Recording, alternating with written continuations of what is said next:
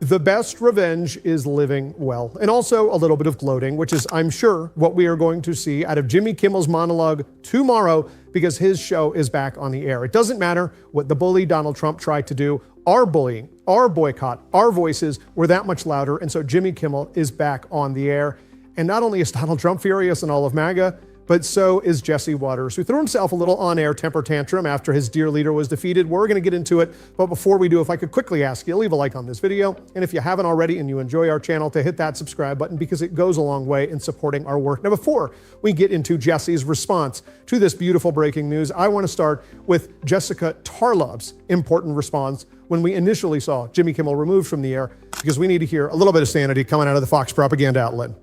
Well, the media and politicians and everyone, all the editorial boards of the nation's biggest paper, including the Wall Street Journal, that wrote Mr. Kimmel's words were only moderately offensive. We want to be clear that none of this justifies the right's resort to regulatory censorship. And the premise that Democrats are more concerned about Jimmy Kimmel than they were about the tragic assassination of Charlie Kirk is completely unfounded. Democrats said all the right things that all of us felt about, that it was tragic, that violence, political violence, has no place in our society. And we were met with, this is your fault and we are at war. There's been this move today to rewrite the story of how Jimmy Kimmel ended up being indefinitely suspended, to absolve Brendan Carr of his role in this and the government's larger role in it. But the timeline just doesn't add up. I've heard, well, read the Hollywood Reporter and read the Wall Street Journal on this.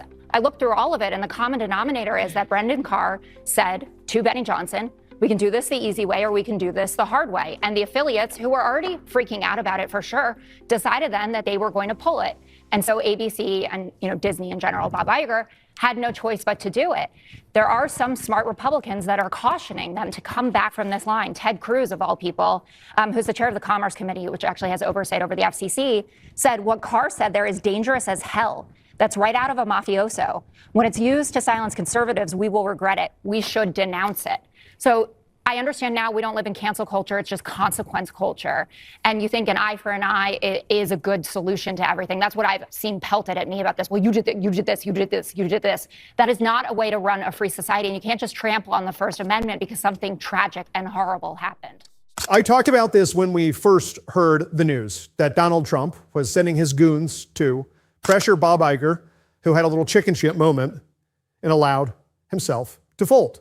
That the narrative that the right was presenting was that Jimmy Kimmel was removed from the air because he said something insensitive about Charlie Kirk. Now, we know that was never the case. But if their argument was that public pressure would result in Jimmy Kimmel being removed from the air because of Charlie Kirk, then public pressure in the other direction would get him back on. And it did. But this was never an outrage from the audience. This was Donald Trump, which is the reason why this clip from Eric Swalwell, before we get into Jesse Waters, matters so much to me.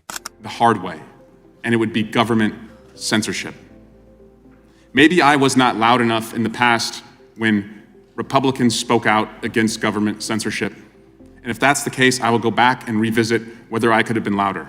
But that does not mean that today Republicans are silent just in an effort to own the libs.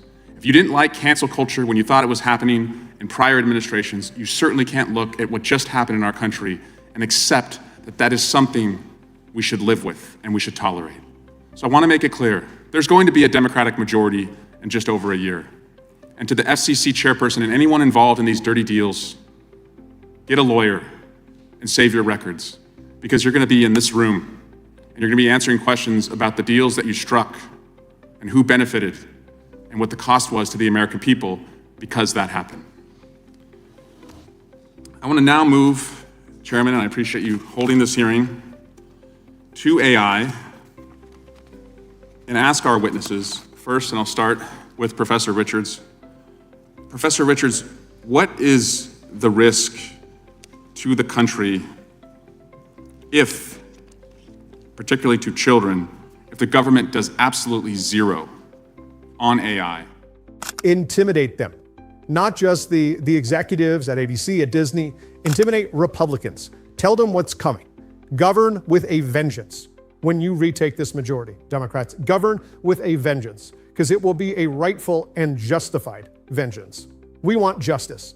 We want to fix what they have broken and hold them accountable so that they know we're not fucking around any longer. And no one should know that better than the Fox propaganda outlet, legally that is, which is why Jesse Waters, in a moment of cope, said this. I understand why he is coming back.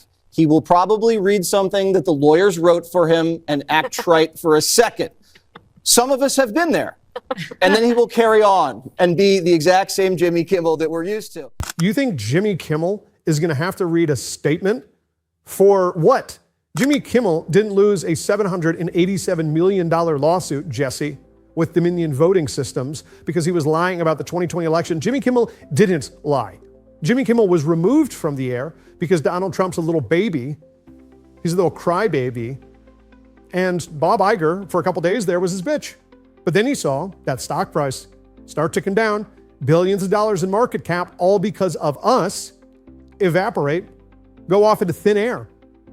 And he realized, I think I'd rather pick a fight with Donald Trump than with us, the people fighting back, the resistance.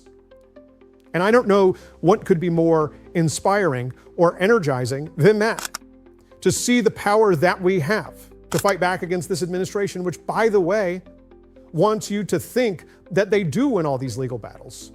Do you know how many times Donald Trump has been injuncted? Carolyn Levitt screams about it all the time. He's had his plans stopped, thwarted, upended. Do you know how many lawsuits, frivolous lawsuits, he's lost? The Republican Party used to be, we're going to be small government. Now the government is taking over everything, including the late night that you watch. They used to say, oh, we hate the little petty litigation. Now that's all that Donald Trump does is sue and sue and sue. They're hypocrites. Let's call them out. And let's point out the fact that they are not inevitable.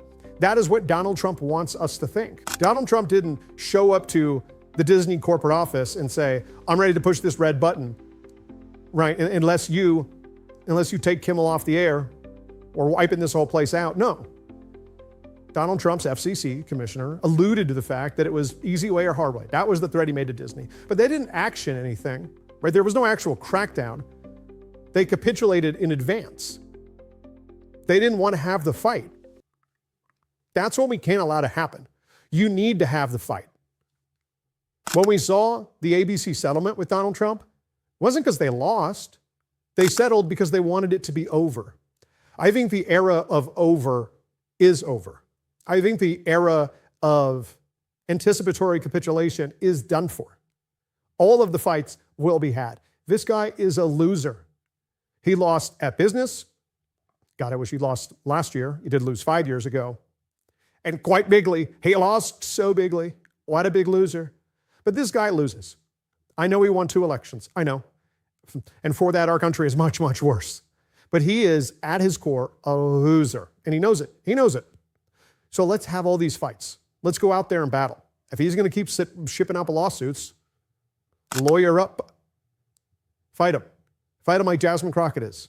This particular president has decided that he wants to shake down people as it relates to the First Amendment because he has filed not 1 lawsuit, not 2 lawsuits, but he has filed numerous lawsuits. He filed a lawsuit against the New York Times. He filed one against the Wall Street Journal, against CBS, against ABC, against the Des Moines Register. He is doing all of this because he wants to quash any speech that is not appreciative or lauding him, which is pretty much anything that's factual. So let's talk a few facts about these January 6th felons that should still be incarcerated because they went through the process, but because they were doing things on his behalf, of course, he wanted to let them go. So they released more than 1,000 people who participated in the insurrection on this government, many of whom who had previous criminal records, like Mr. Theodore Mendenforth, who was convicted of predatory criminal sexual assault of a child, or Mr. Peter Schwartz, who had 38 prior convictions, including one where he beat his wife by repeatedly punching and biting her. Trump also pardoned Mr. David Daniel, who was convicted of production and possession of child pornography. Trump also pardoned Mr. Daniel Ball, who, quote, threw an explosive device that detonated upon at least 25 officers during the Capitol riot. He also had a record for, quote, domestic violence by strangulation. I'm not done. Trump also pardoned Mr. Andrew Taki, who sent nudes to an undercover law enforcement officer who was posing as a 15-year-old girl. Mr. Casey Hopkins also received a pardon from Trump, and Mr. Hopkins was convicted of forcible rape. According to court records, he, quote, had forcible intercourse with the victim, choked her to the point of impairing her vision, banged her head into a wall, and urinated into the victim's mouth as he humiliated her. These are the people that he decided to release in the streets of DC. So if anybody does need to clean up DC, I would agree it is this man, because he is the one that is causing half the crime that we have.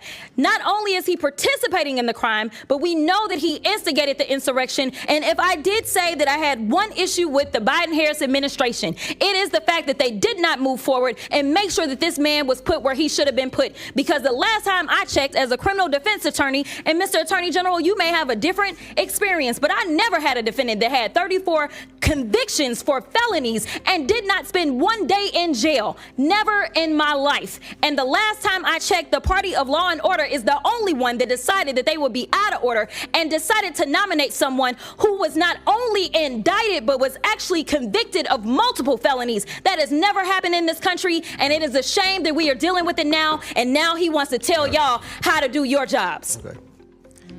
If he wants to go after your speech, your right to call out this bullshit fascist administration. They want to say that fascist now is a slur, it's a hate crime, it's a word we can't use, it's a naughty no-no. It's not. It's these people being so damn soft. They're snowflakes. They can't hang, they can't handle it. They hate it. They hate it when we antagonize them. Isn't that all the encouragement you need to do it more? To have ketchup all over the walls of the White House? That's what I want to do. We can actually fight these people. We can win. We did today. Let's win on the big shit. Let's keep it going. Let's keep talking about it. I promise you, I'm going to be on this show. And if you want to support that, as always, you can hit that subscribe button, leave a like on this video, drop a blue heart in the comments. And if you want to support the show in a different way, off of YouTube, as always, you can become a subscriber to my Substack right here, or links below. Becoming a paid or free subscriber, one of the best ways to support the show, and I write a lot of fun stuff about there. I think I was one of the first people to put out a Substack post saying Jimmy Kimmel was back, so breaking news, if you're in the market, you can find it there. But keep on fighting. Don't let them silence you. And until next time, I will see you soon.